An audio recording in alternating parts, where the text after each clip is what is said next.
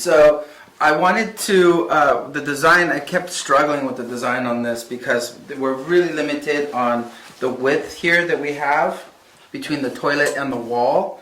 This toilet is really oddly placed, unfortunately. It's also very far away from the far wall here and extremely far away from the curved wall. So we wanted to integrate it somehow into the space in a beautiful way, and we thought, okay, well, maybe partition wall to do that.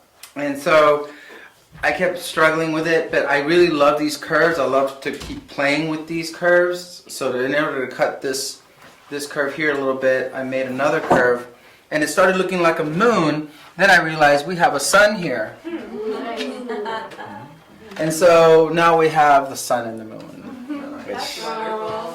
And so my idea, and partially Rafa's too, we were talking because I was really stuck on what am I going to do here on this panel to make it interesting, is that I'm going to make a moon shape here, right? It's actually going to be a circle that runs like this, like a partial circle. And then I'm going to use the magnesium to create a moon surface, a moonscape.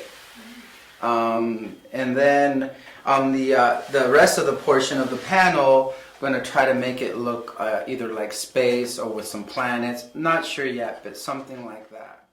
We also have some shelves that will go straight across. The magnesium will wrap around here. Probably going to round out these corners a little bit, and then the shells will continue and free float right into the wall. They'll just die right into the wall, and those will be magnesium as well. How are you going to hold it up? With little ledgers. We'll hold them up with little ledgers. Maybe we'll see how we're doing it, but I wanted to have two pieces of plywood here, and then create a little ledger that would be a slotted ledger. So basically, ledger in here, and then screw into the wall, and then route a channel right here that you just slip it into, and it's hidden. Yeah, does that make sense? Yes. So that's all going to be magnesium here, magnesium here. This will all be magnesium as well, but it'll be a dark magnesium. Did I miss anything? Sorry. No, you're good. That's it. Yeah. Yeah, probably round out this corner too. You don't want really sharp corners where you might bump it. So all the stuff is right there. It's fine, I was just going to say, Another thing that I have, I might have some.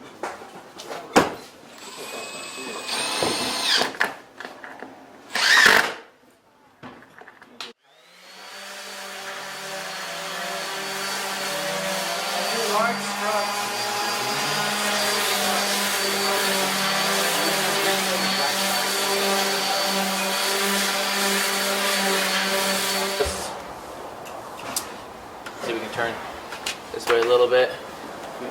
In the bottom we have little notches, and along the side of the form here that fit into keys that we put into the bathroom, so that we can place this in and into spot, and it'll be anchored in. And it can also be removed as needed, but the bottom one is too small and we just need to make it bigger.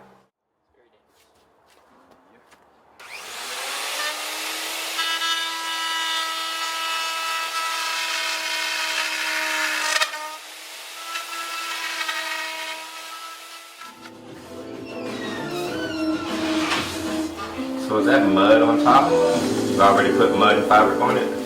Yeah, this is magnesium and talc, and it gives a really nice sheen. That's the same, but I put charcoal in this one to give me a darker color, because I'm going to do a black on top of this, and then I'm going to do a white moonscape on this right here. So let's see. And these are my craters and my planets that I'm making. There's little divots in here will be my craters, and some will be my planets, because they also have concave and convex shapes.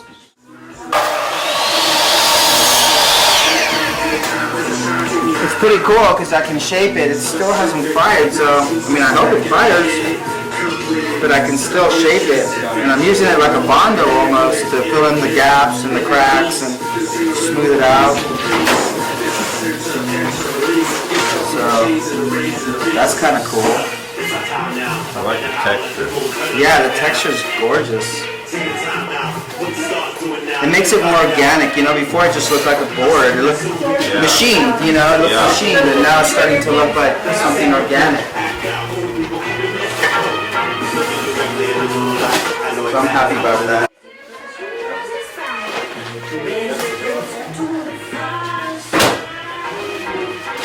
If I put a little clay on my finger, I can tack up the little rocks that Those are my tiny house.